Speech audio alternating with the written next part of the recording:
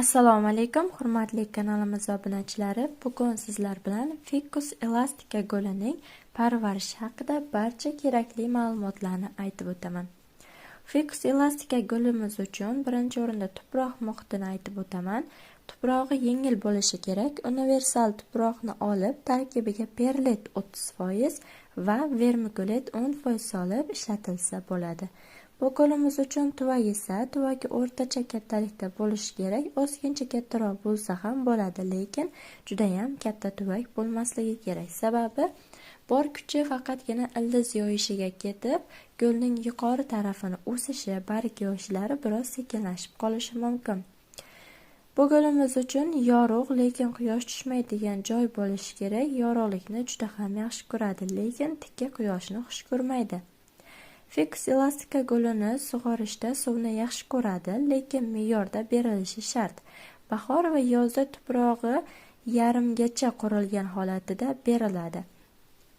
Yaxshilab tuprog'ini nam holatini tekshirib ko'rasiz. Tuproq holatini tekshirishda barmog'ingizni 2-3 cm chuqurlikda kovlab ko'rganingizda quruq holati sezilsa, gulga suv beriladi.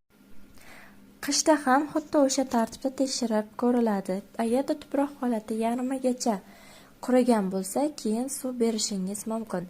Namlik esa, namlik juda ham muhim. Nam havoni yaxshi ko'radi, suv purkab turish kerak va isitish moslamalaridan uzoqroq saqlashimiz kerak bo'ladi.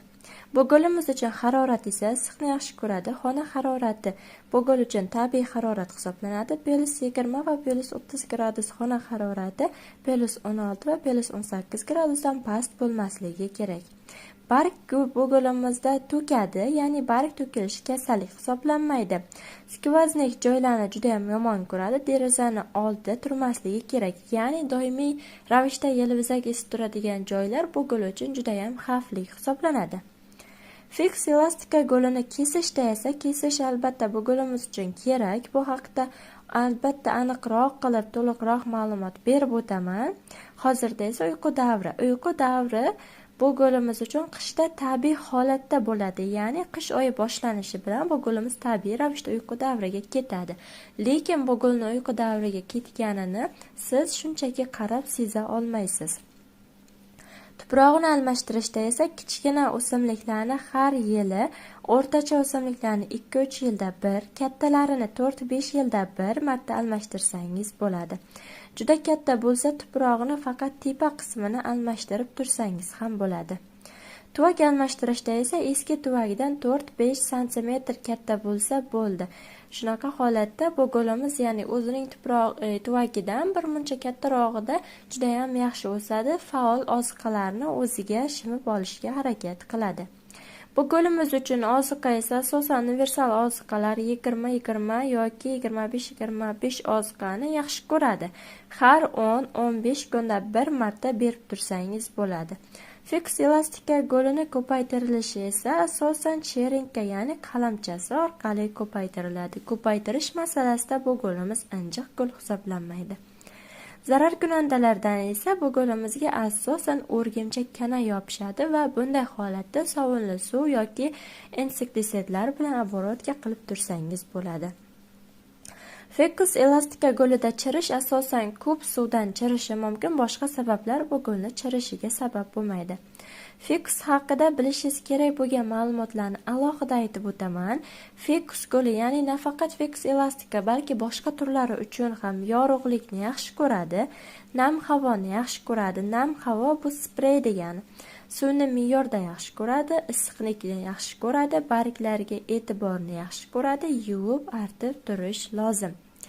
Skvoznikni yomon ko'radi, sovuqni yomon ko'radi, qorong'u joylarni yomon ko'radi, quyosh tikka tushadigan joylarni yomon ko'radi. Mana shu sabablarni bu gulimiz xohlaydigan va xohlamaydigan muhitlarni siz yaxshi bilib olsangiz, Ficus o'stirishda hech qanaqangi muammoga duch kelmaysiz. Bu go'limizda zararkunandalar paydo bo'lmasligi uchun esa issiq dush hech bo'lmasa bir oyda bir marta, ya'ni issiq degani judayam o'tkir issiq emas, kaftingiz salgina kuyar kuymas holatda sprey qilib turishingiz kerak. Suv purkab turish, barglarini nam lattada artib turish, barglarini sovunli suvda artish 1-2 oyda bir marta bo'lsa bo'ladi. Doimiy ravishda sovunli suvni ishlatish mumkin emas. Bu gulda allergik kasalliklarni keltirib chiqarishi mumkin. Fiks gulimizni judayam chiroyli o'zgacha ko'rinishda o'sishi uchun shoxlarini kesib turish kerak bo'ladi. Bunda kesish iloji boricha bahor oyida amalga oshiriladi. 1-marta kesish bo'yi 70 cm dan oshgandan keyin, ya'ni 70 cm bo'lgunicha bu gulni kesmaysiz. Qaysi joydan kesishni o'zlari hal qilasizlar, chunki bu gulimiz judayam shoxlab o'sadi. Shoxlab o'sganda kesgan joyingizni ko'paytira olsangiz ham bo'ladi. O'sha ko'paytirish holatingizga qarab bu gulni me'yorda kesib tursangiz bo'ladi. Qo'rqmasdan pastirog'idan 20-30 cm qoldirib kesilsa ham bo'ladi. Bunda kichikgina daraxtcha shaklda o'sadi. Kesish nuqtasini esa o'zlaringiz fantaziya qilib o'ylab topsalaringiz ham bo'ladi. Ya'ni sizlarning fantaziyalaringiz asosida bu gulimiz shaklli bo'lib ham o'sish xususiyatiga ega. Bu gulimiz, ya'ni Fix elastika gulini kesish qoidalari haqida alohida aytib o'taman. Kesilish asbobini spirt bilan artish kerak. Birinchi o'rinda qiya qilib kesib olinadi. Kesgan joydan oq suyuqlik chiqadi. Kesgan joyga 5-10 minutga paxta qo'yib turishingiz kerak.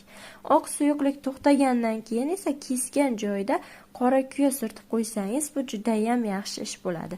Kesgandan keyin yangi shox uyg'onishi uchun albatta yorug' joyda turishi shart. Nechta shox uyg'onadi, qaysi joydan chiqadi, qanaqa chiqadi, bu hammasi sizni kesgan holatingizga, ya'ni bu gulni o'zidagi qabul qilgan oziqa va vitaminlariga bog'liq bo'ladi. Albatta kesib olingan shoxni cherenka qilish kerak, ya'ni ko'paytirib olishingiz kerak bo'ladi.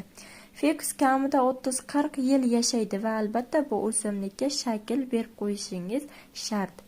Bu ma'lumotlarimiz sizlarga ma'qul bo'lsa azizlar, kanalimizga obuna bo'lib, like bosib qo'yishni unutmang. Xayr, salomat bo'ling.